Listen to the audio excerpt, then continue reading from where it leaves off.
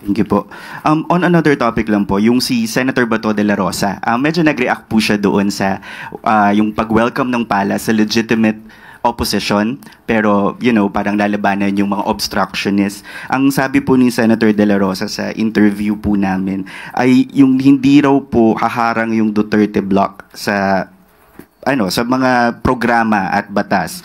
Pero sana raw po, sabi niya, kung gusto nila ng magandang samahan, magandang cooperation, do not start with warning or threatening the senators. With all due respect to Senator Bato de la Rosa, bato-bato sa langit, ang tamaan ay huwag magalit. Unang-una po, wala tayong pinangangalanan kung sino man. Ito po ay pangkalahatan. Ang nais po natin sa taong bayan ay huwag maging obstructionist para magtuloy-tuloy po ang mga gandang proyekto at programa ng Pangulo at ng administrasyon. Wala po tayong tinireten. Wala po tayong tinireten na senador. Sana po ito ay napakinggan man lang sana niya yung mga words na aking nasabi para siguro po maiiba ang kanyang impresyon at ang kanyang tugon kung nadinig niya yung buo kong sinabi. Ang sabi natin, ang mga lehitimong oppositionist ay welcome dahil kailangan po yan sa isang demokratikong bayan. Ang atin lamang hahadlangan ay yung mga obstructionist na walang ginawa kundi manira at kahit maganda ang proyekto ay hahadlangan. At hindi po yan magiging maganda para sa bansa at para sa taong bayan. So mukhang ito pong si Senator Bato de la Rosa ay tinamaan po talaga sa mga salita ni Attorney Claire Castro tungkol po doon sa legit opposition at dito po sa obstructionist. Kasi kung talaga pong ating susuriin sa mga nakaraang pagkakataon, sa mga Senate hearing, makikita natin talaga na itong si Bato de la Rosa ay obstructionist. Para sa akin, obstructionist siya dahil nga po dito sa nakarang hearing patungkol po sa pagpapasuko kay Digong doon sa ICC, di ba, obstruction sa gobyerno ang kanilang ginagawa ni Amy Marcos. Si Amy Marcos din ay obstructionist para sa akin dahil nga po pinipigilan niya kung ano yung mga magaganda na ginagawa ng ating Pangulong Bongbong Marcos. Kinokondena niya yung mga dapat sana ay kinokomend na ginawa ng ating Pangulong Bongbong Marcos. Katulad sa pagpapasuko kay Digong na rule of law ang pinanaig, mas nangibabaw ang rule of law at deserve ng tao, deserve ng mga biktima ni Digong na makakuha po ng hustisya dito po sa nangyaring EJK. So, yung gusto po ng ating Pangulong Bongbong Marcos na mabigyan ng hustisya ang mga biktima ng EJK ay tinututulan nitong mga senador na ito. Like Amy Marcos, etong si Robin Padilla, etong si Bato de la Rosa at si Bongo. So, sila kasi ay nagpapanggap na opposition. Kasi ang tunay na opposition para sa akin ay katulad nitong si Risa Hontiveros. Kasi ang ginagawa ng mga katulad ni Risa Hontiveros ay para sa bayan. Diba? Ang kanyang naratibo, ang kanyang interes ay para sa bayan. Hindi po katulad ng interes nitong sila Bato, Bongo, Robin Padilla at Amy Marcos na ang interes po nila ay sa kanilang kaalyado o sa kanilang anito katulad ni Kibuloy. Katulad na nangyari kay Kibuloy na talagang kinwestiyon nila na nagpatawag pa ng hearing dito sa pagkakahuli kay Kibuloy at inimbestigahan kung meron pong nalabag na batas etong si General Torre. Yan po ang tunay na obstructionist dahil, di ba, rule of law ang palagi pong pinapatupad. Rule of law po palagi ang nangingibabaw sa mga gawain ng ating mga PNP. So, etong si General Torre, kumilos to dahil po sa utos ng korte na meron po talagang warrant of arrest at pinapahuli si Kibulok at kailangan pong isuko sa korte para malitis.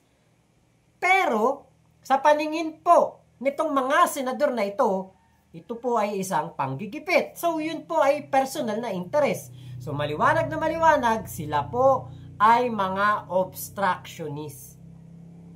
So, hindi po sila para sa bayan. So, ang legitimate po talaga na opposition ay katulad ni Coco Pimentel, Risa Hontiveros, at maaring baka itong si Kiko Pangilinan at Bam Aquino. So sila po ang mga tunay na opposition. Humina ang opposition nitong nakaraang eleksyon noong 2022, pero 'di ba, ngayon pong 2025 nadagdagan po sila ng mga katauhan. At eto nga pong mga Duterte at si Sara mismo ay nagpapanggap po na opposition. Pero hindi po sila opposition. Ang opposition po ay mas nakakaisip ng mas magandang bagay para po sa taong bayan. Ang opposition ay mga legislator o mga mambabatas, mga senador at kongresista na nakakaisip ng mas mabuti, mas epektibo, mas episyente na mga pamamaraan or proyekto para sa taong bayan. Si Sara, ano ba naisip ni Sara? Eto, bigyan ko kayo example. Sabi ni Sara, nagduda daw siya doon sa 20 pesos per kilo ng bigas. At meron daw siyang tinanong na isang negosyante. Ang sabi daw ng negosyante, hindi daw kaya. Okay, nagduda siya. Ngayon, meron daw siyang alam na pamamaraan para mapababa talaga ang presyo ng bigas, pero hindi daw niya ito ituturo. So yan po ay obstruction. Diba? Obstruction para maisakatuparan ang isang magandang proyekto para sa mga Pilipino. So hindi opposition si Sara, obstructionist. Bakit? Hindi niya tutulungan ng gobyerno para maisakatuparan ng 20 pesos per kilo ng bigas. So, ibig sabihin lang po nito, ayaw niya. So, obstructionist siya. Diba, ang opposition, may suhestyon sa mas maganda, ipaglalaban niya yung kanyang suhestyon, yung kanyang pamamaraan na naiisip. Dahil ito ang kanyang nakikita na mas epektibo at mas magiging kapaki-pakinabang sa mga Pilipino. Pero si Sara, stop. Hindi niya ituturo. Tapos ang usapan.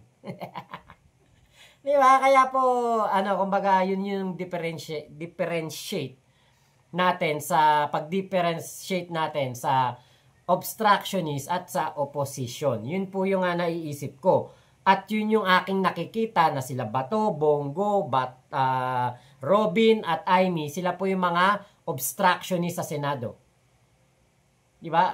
Meron ba silang suwestyon na dapat ganito ang ginawang paghuli kay Digong, dapat ganito ang ginawang paghuli kay Kibuloy para mas naging maganda ang pagtingin ng taong bayan o walang magagalit, diba? Hindi po puro pag-question.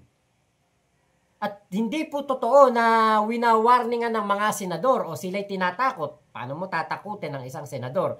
Ang nananakot ay ang mga senador katulad ni Amy Marcos na talagang pinapademanda si Chief Marbil, DOJ Secretary, DILG Secretary at ang PNP CIDG Chief General Torre, pinakakasuhan po ni Amy Marcos sa ombudsman. Diba? So sila po talaga ang mga lehitimong obstructionist.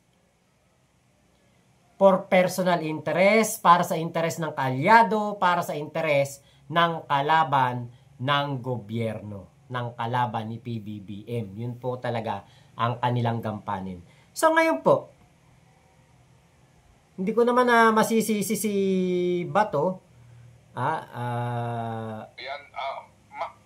Hindi ko masisisi si Bato kung bakit po parang nawiwindang siya. Kung bakit po parang nakakapagsalita siya ng ganyan laban sa ating kay Attorney Claire, dahil nga po sa kanyang kumbaga nalalaman. Ito po yung balita ng dito po kay Ted Pailon. Pakinggan po ninyo kay Ted Pailon at DJ Chacha to kausap nila si Attorney Cristina Conti. Ito po sa mga respondents nga, paano ho ba yan? Maaga pa lang po ba talaga doon sa complaint ng mga biktima dito ay meron ng inilista na supposed to be mga respondents sa kaso at doon kasama na po ang pangalan ni Senator Bato? Medyo tama. Kasi hindi talaga complete yung sinasampa o kumbaga hindi kami nagrereklamo sa ganitong mga tao. Communication. Kaya ang nagdetermina kung sino ang mga kumbaga respondents o sino yung mga responsible, prosecutor mismo. Nakaabang kami kung kumbaga sino ba talaga yung i-determine. Pero kung sa amin, malimit talaga mabanggit ang pangalan ni Senator Bato. At in fact, nakuha namin yung ganong feeling na, nako, talagang kasama si Bato dahil nung nag-request na magbukas ng investigation itong Office of the Prosecutor, 3 pangalan lang ang binanggit. Duterte, De La Rosa, Albayalde, with a view to looking at the responsibilities or participation of other police officers or other persons. Sabi nga nila sa police, hanggang mid-level dun sa hierarchy. Ang tingin namin, ito yung mga tipong district, region, hanggang ganyang level, titingnan nila kung anong responsibilidad. Kasi kumbaga ang siste, kung ang tanong sa investigation, who is most responsible, kailangan alam nila who are responsible bago salain. Okay. At, pero primera pa nabanggit na yung 3 pangalan. Kaya sa amin, si Senator De La Rosa talaga is on the in the line of fire, kumbaga. Okay, pero wala po naman pagbabanggit ng On the line of fire po talaga si Bato de la Rosa. So, yung kasiyahan ng kanyang pagkapanalo, hindi po yun hindi po yun talaga puro. Kasi nga po, nanalo ka nga, pero nanganganib ka namang mahuli ng ICC, 'di ba? Parang nakakadismaya. Kaya po si Bato ngarag. Kumbaga, putya, nanalo nga akong senador pero andyan naman yung panganib na mahuli ako ng ICC. Paano sa mismong proclamation niya, siya po ay hulihin? Diba? Kasi malapit na po ang proclamation ng COMELEC sa Magic 12 na nanalo nga senador. Paano kung mismong sa event na yan, abangan siya ni General Torres sa labas? Diba? Yun po yung mga panganib para dito kay Bato de la Rosa na mahuli na po ng ICC. Kaya po, mananatili yan na obstructionist. Dahil, diba, yung hinahanap po nila na proteksyon mula kay Pangulong Bongbong Marcos ay hindi po magkakatotoo. Dahil nga po ang ating Pangulong Bongbong Marcos ay para sa rule of law. Hindi po niya pipigilan, hindi rin po kokontrahin ang gagawin po ng Interpol or ng ICC katulad ng ginawa kay Digong na nakipagtulungan po tayo na itong ating gobyerno para maisuko si Digong sa ICC. So, mananatiling obstructionist itong mga taong ito, ang mga magkakaalyado na ito, dahil nga po, hindi sila nakakakuha ng proteksyon mula sa ating Pangulo. Dahil yun po yung tama. Yun po yung tama mabigyan ng hustisya ang mga biktima po ng EJK. So, nauna nang nahuli si Digong. Tapos, ang susunod daw po ay si Bato at si Albayalde. Pero, pati itong si Sara Duterte ay nanganganib din po na in the line of fire. Bakit? Dahil po dito. Mayor Sara Duterte. Walang binanggit doon sa mga official records ng ICC. Sige, pero dati pang sinasabi ko nga na yung Sara Duterte will probably come within the context of an investigation. Masasali kasi who are responsible, pero yung who are most, baka ako, tingin ko wala pa siya dun sa most. Okay. Pero kung babalikan kasi yung testimonya ni Las Cañas, ang role daw niya doon, hindi lang yung simpleng dahil naging mayor siya, di ba, na parang ipinasa sa kanya yung corona, kumbaga. Hindi parang may sinasabi si Las Cañas na sa totoo ayaw niya. Pero itinuloy niya. At in fact, meron siyang proposal doon sa parang modus operandi. Ang nangyayari kasi doon sa Davao, papatayin yung tao, tapos matatagpuan kinabukasan ang police report may homicide or may murder. Sabi daw ni Mayor Sara, alam mo, bakit hindi na lang tukutin yung tao, itapon sa dagat o kaya ilibing sa lupa, kumbaga iwala, para yung police report ang nakalagay disappearance.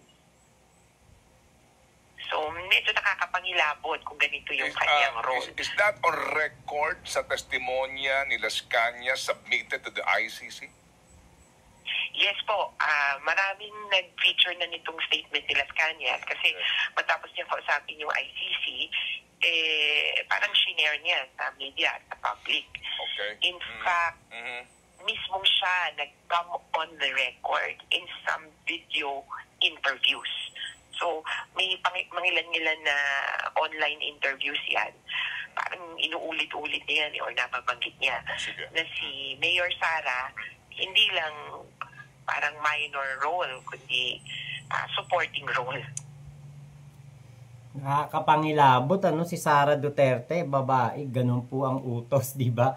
Ibaon, itapon sa dagat, para wala nga na mga kaso na homicide o yung mas matindi sa homicide, di ba? Kundi disappearance. So, ito po ay talagang magiging opposition itong magiging obstruction, hindi opposition pala. Magiging obstructionist talaga itong sila Sara sa ating Pangulong Bongbong Marcos, grupo ni Bato. Kasi nga po, dahil dito sa mga katakot-takot, nakakakilabot na mga pag-uutos. Diba? Kung si Digong, ang utos niya sa mga PNP ay kumbaga obligahin o parang hayaan yung mga suspect na manglaban para magurgur na lang. Diba? Etong si Sara, naku, mas matindi pala talaga. Kasi sabi ni Digong, mas matindi ang kanyang anak. Mas takot nga si Digong sa kanyang anak diba? So, yun po yung katibayan na talagang itong si Sara Duterte ay nakakatakot pala talaga dahil nga po, ang kanyang utos ay itapon sa dagat at ibaon sa lupa. Nako. Kaya hindi na po natin na makikitaan ng pagsang-ayon sa ating Pangulong Bongbong Marcos itong mga taong ito. Dahil ang iisipin na lang nila palagi at ang ipoportray nila sa mga Pilipino, sila'y biktima. Sila po ay ginigipit ng gobyerno pero ang totoo, sila'y may mga kasalanan at kailangan pagbayarin at kailangan po ng hustisya ng taong bayan na naging biktima po ng EJK. Yan na lang po lagi ang gagawin nila. Pa-victim effect. Kukontrahin nila si Pangulong Bongbong Marcos dahil mali ang ginagawa daw ni Pangulong Bongbong Marcos pero ang totoo, sila ang gumawa ng mali at tinatakbuhan nila ang hustisya. Diba? Buti sana kung walang nagpapatotoo, buti sana kung kasi katulad niya si Las Cañas on the record talagang sinabi niya sa kanyang statement sa ICC.